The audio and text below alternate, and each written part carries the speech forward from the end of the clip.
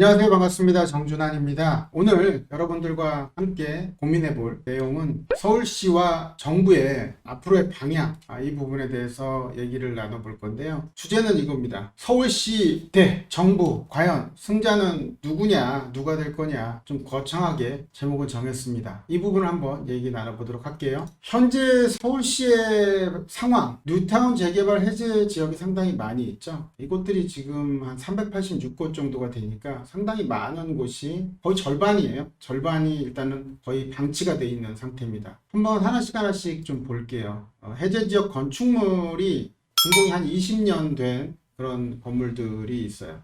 이게 해제된 곳 중에 약 한 78%니까 굉장히 어마어마한 많은 부분이 준공된 지 20년이 됐어요. 서울시 전체 건물의 한 12%대 정도는 될 것 같아요. 40년 넘은 곳들도 한 20%가 넘으니까 상당히 노후되어 있는 해제 지역의 건축물이 많이 있죠. 해제 지역의 도로 상황을 보면 4m, 그러니까 도로 자체가 4m면 상당히 미만이라면 굉장히 좁은 도로죠. 골목이라고 할 수 있는 그러한 곳인데, 이곳 중에 해제된 지역의 50% 정도가 4m 미만인 곳도 30곳이 넘는다고 해요. 해제 지역을 4개의 유형으로 나눠보면 첫 번째는 종합안전관리형이라고 있죠. 생활의 안전과 건축의 안전, 이런 지표들이 좋지 않은 곳들. 생활안전 중심형은 말 그대로 범죄라든가 생활 안전사고라든가 교통사고라든가 이런 것들이 좀 빈번하게 우려가 있는 그런 지역이고요.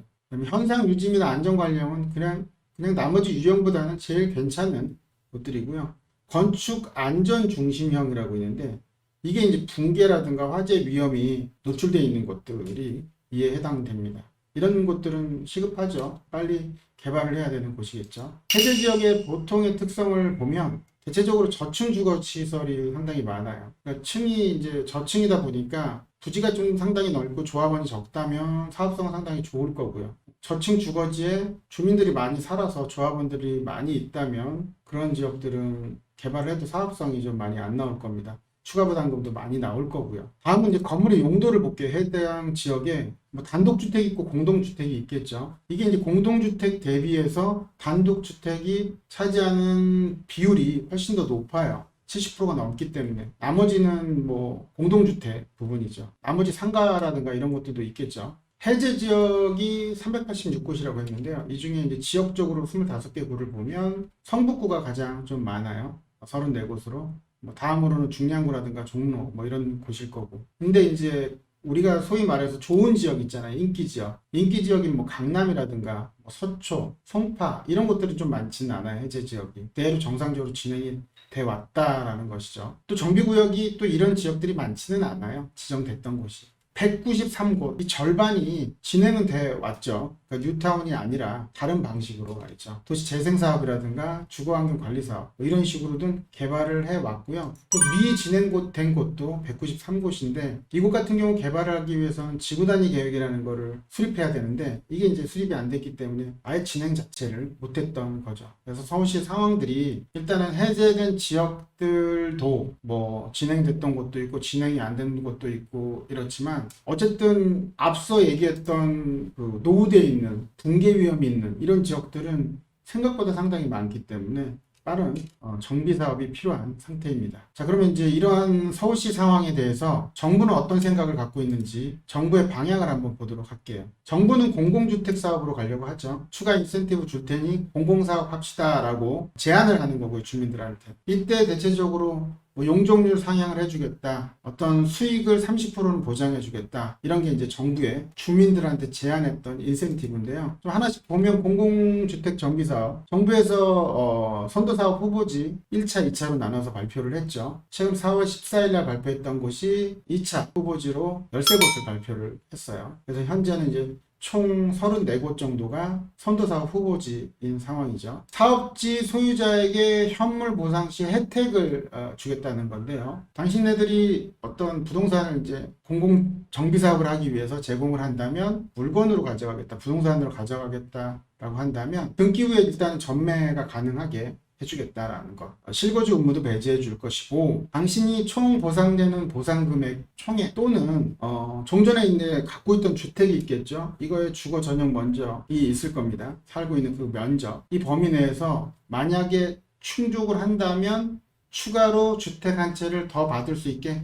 해주겠다라는 부분. 그리고 이제 그 해당 사업지에 상가들도 있으니까 상가를 갖고 있는 분들이 반대가 많기 때문에 당신들 상가를 갖고 있지만 예전에는 상가만 선택이 가능했는데 이제 앞으로는 상가 또는 주택도 선택이 가능하게 해줄 테니 빨리 동의 좀 해줘 라는 게 정부의 이제 방향으로 선회를 했죠. 좀 더 완화된 방향으로 이제 선회를 했어요. 이에 비해서 그러면 서울시의 방향은 어떠냐? 서울시는 이제 민간 재개발 재건축을 활성화하겠다는 것과 뉴타운을 정상화하겠다라는 거죠. 오세훈 시장이 민선 4호기 서울시장으로 재직을 했었죠. 당시에 가장 수건 사업이 이제 뉴타운을 활발하게 진행을 하겠다라는 부분이었는데요. 이게 이제 박원순 시장이 취임하면서 중단이 돼서 해제가 많이 됐던 거죠. 정상적으로 만약에 뉴타운 재개발 민간 재건축을 활성화하게 된다면 약 한 18만 호 정도 주택이 공급이 가능하다고 하는데요. 서울시에서는 어떻게든 이제 민간 방식으로 가야 좀 더 속도가 빠르고 공급이 원활하게 진행되겠다라는 생각을 하고 있는 상태고요. 자, 이렇게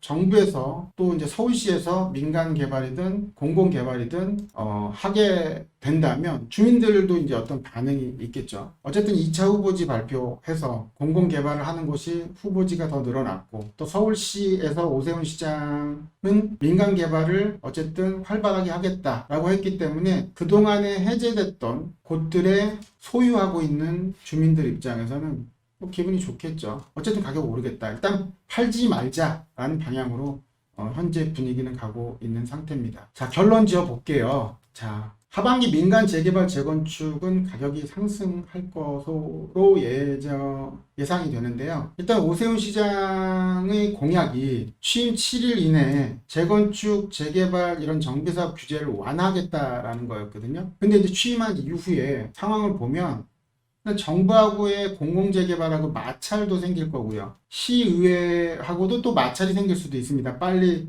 규제를 완화하면. 또 현실적으로 조례도 또 개정이 필요한 상태가 되기 때문에 이게 한 7, 8월 이후나 어느 정도 이제 규제 완화 정책이 가능할 거라고 보여지고요. 따라서 그래서 하반기 정도에는 추가적인 가격이 많이 상승할 거라고 생각됩니다. 향후 방치된 곳 위주로 이제 가격이 상승한다. 개발을 하려고 하기 때문에 그럼 대체적으로 공급을 해야 되기 때문에 말이죠. 정비 사업이 이제 시급한 곳을 앞서 제가 뭐 정비 유형을 얘기했을 때 건축 안전 중심형이라는 얘기를 했는데요. 이곳이 한 90여 군데 정도가 돼요. 앞서 얘기했던 화재 위험이라든가 붕괴 위험 이런 것들은 시급하기 때문에 빠르게 진행이 될 수밖에 없다고 보여져요. 이런 것들 위주로 가격이 상승할 거기 때문에 어떤 매수자 입장에서도 관심 많이 보일 거고요. 좀 더 발빠른 분들은 이 방치된 곳, 개발이 빨리 될 곳 인근으로 매입하는 경우들도 많이 있죠. 어차피 개발을 할 곳은 가격이 많이 올라 있죠.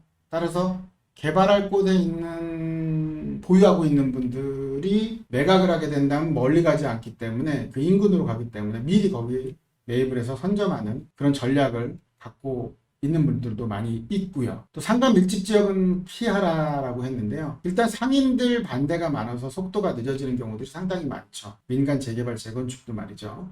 잘 열심히 장사하고 있고 장사 잘 되는데 또 월세 소유주 입장에서 잘 나오는데 굳이 웬 재개발 재건축이야? 라는 경우들이 상당히 많이 있어요. 따라서 이런 지역들은 좀 안정적인 투자라면 좀 피할 필요가 있다라고 생각이 됩니다. 어쨌든 정부든 서울시든 민간 개발이든 공공 개발이든 좀 더 수월하게 공급을 빨리 해야만 집값 안정을 할 수 있게 되죠. 따라서 뭐 한쪽이 이기고 한쪽이 지구가 중요한 게 아니고 원활하게 서민들이 또 국민들이 부동산 시장이 안정화가 돼서 많이 집값이 뛴 것도 결코 좋지가 못한 상황이에요. 뭐 내 것만 뛴 게 아니라 다른 것들도 다 뛰었기 때문이죠. 원활한 제발 공급 잘 하셔서 집값 안정에 빨리 될 수 있었으면 좋겠습니다. 인생에 있어서 가장 큰 목적은 행복일 겁니다. 그렇죠?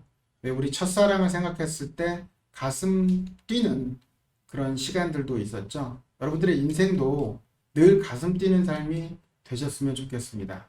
이상 정준환의 부동산 레시피였고요. 오늘도 시청해 주셔서 감사합니다.